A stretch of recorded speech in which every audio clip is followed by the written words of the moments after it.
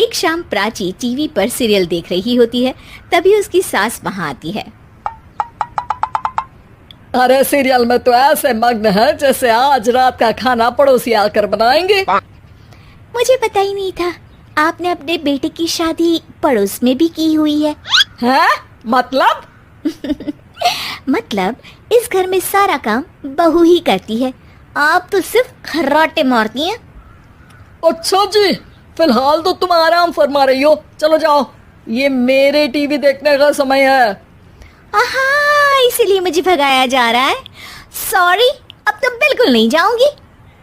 प्राची की इस बात पर दोनों सास बहू के बीच टीवी रिमोट के पीछे बच्चों जैसे छीना झपटी शुरू हो जाती है, जिसके बीच श्लोक भी काम से घर वापस आ जाता है। हाँ, आज मेरी चूहे बिल्ली की जोड़ी किस बात पर झगड़ रही है? अरे तेरे बीवी मुझे टीवी ही नहीं देखने दे रही। अरे तुम्हारी मम्मी मुझे खाना बनाने के लिए फोर्स कर रही है। अरे वाह, ऐसे बेतुके रीजन पर तो बच्चे भी झगड़ा नहीं करते। अरे मुझे कुछ मत बोल, सब इसने ही शुरू किया है। हाँ हाँ, जैसे आप तो बहुत दूध की धूली है ना। अरे बस, दोनों चुप। प्राची जाओ, खाने की तैयारी करो।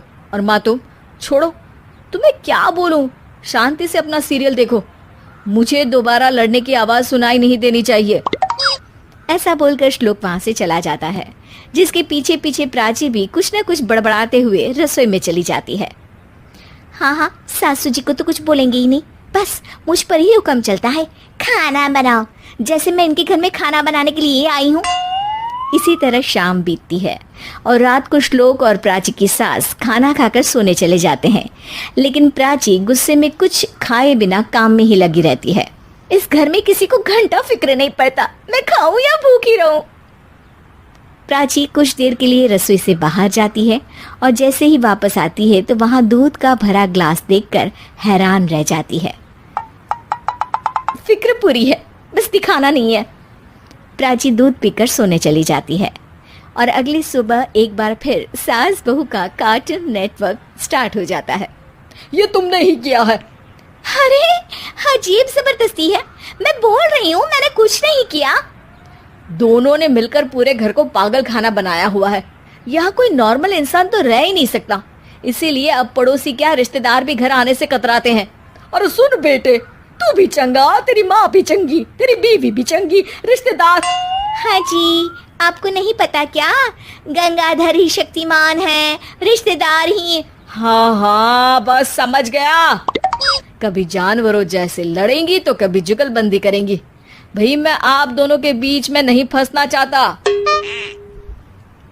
सास बहू की इस मनमौजी जोड़ी से परेशान होकर श्लोक अपना सिर खुजलाता वहां से चला जाता है। चलो अब मैं भी कीर्तन में जा रही हूँ। इस पर जैसे ही सास कमरे में अपना पर्स लेने जाती है तो वहां नाश्ते की प्लेट रखी देख मुस्कुराने लगती है और नाश्ता करके घर से बाहर निकलते हुए कुछ पैसे टेबल पर रख जाती है, जिसके कुछ देर बाद सिलेंडर वाला घर आता है। ओ मुरी मैया, मैं सिलेंडर के बारे में तो बिल्कुल भूल ही गई थी। घर खर्च के सारे पैसे भी मम्मी के पास है और श्लोक से बोला तो उल्टा 4 बात सुनाएंगे। प्राची ये सोच ही रही होती है कि अचानक उसका चेहरा चमक उठता है और वो घर में आकर इधर उधर देखने लगती है। तभी उसकी नज़र टेबल पर रखे पैसों पर पड़ती है, जिन्हें वो सिलेंडर वाले को दे देती है। ये सब श्लोक देख लेता है। अच्छा बेटे, इतना बड़ा घोटाला, सबके सामने मैं तेरी दुश्मन और पीठ पीछे तेरी मेरी यारी। इस पर श्लोक एक प्लान बनाता है और शाम को सब एक साथ बैठे होने पर बोलने लगता है। माँ, तुम दोनों की बहुत लड़ाई होती है, इसलिए मैं सोच रहा हूँ कि प्राची को उसके घर छोड़ाऊं, इससे वो भी खुश रहेगी और तुम भी। अचानक श्लोक की ये बात सुनकर सास बहू शौक से उसकी तरफ देखती हैं। अरे ऐसे कैसे घर छोड़ाओगे, मुझे कहीं नहीं जाना। अरे तुमने बोला नहीं पर मैंने सुन लिया, तुम्हें मम्मी के साथ रहना अच्छा नहीं लगता, मुझे पता है।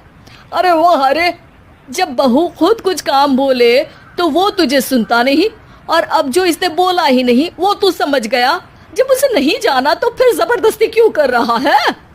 अच्छा, फिर आपको मौसी के घर छोड़ाता हूँ, बस अब आप दोनों एक घर में एक छत के नीचे नहीं रह सकती। मैं इस टॉम एंड जेरी की जोड़ी को और नहीं झेल सकता। है? ऐसे कैसे नहीं रह सकते? तुम्हें इतनी दिक्कत है तो तुम्हारा बोरिया बिस्तर पैक कर देती हूँ, लेकिन मम्मी जी कहीं नहीं जाएंगी। बिल्कुल यही सुनना था मुझे। अगर दोनों में इतना ही प्यार है फिर हर वक्त ये लड़ाई का नाटक क्यों करती हो? देखा मैंने कैसे माँ किचन में दूध रखती है और तुम उनके लिए कमरे में नाश्ता रखती हो, और कैसे वो पहले ही तुम्हारी दिक्कत समझकर घर में पैसे रखकर बाहर जाती है। अरे भाई, इतना ड्रामा तो डेली सोप में भी नहीं होता जितना तुम दोनों ने इस घर में फैलाया हुआ है। तू हमें टॉम एंड जेरी बोलता है ना, तो याद कर वो दोनों भी एक दूसरे को बाहर वालों की बुरी नजर से बचाने के लिए हमेशा सबके सामने लड़ते थे, लेकिन अकेले में दिक्कत के समय मदद भी तो करते थे। बस हमारा रिश्ता भी कुछ ऐसा ही है। और वैसे भी अगर सास बहू में तू मैं नहीं होती तो दुनिया वालों को कहानियां कैसे मिलेंगी?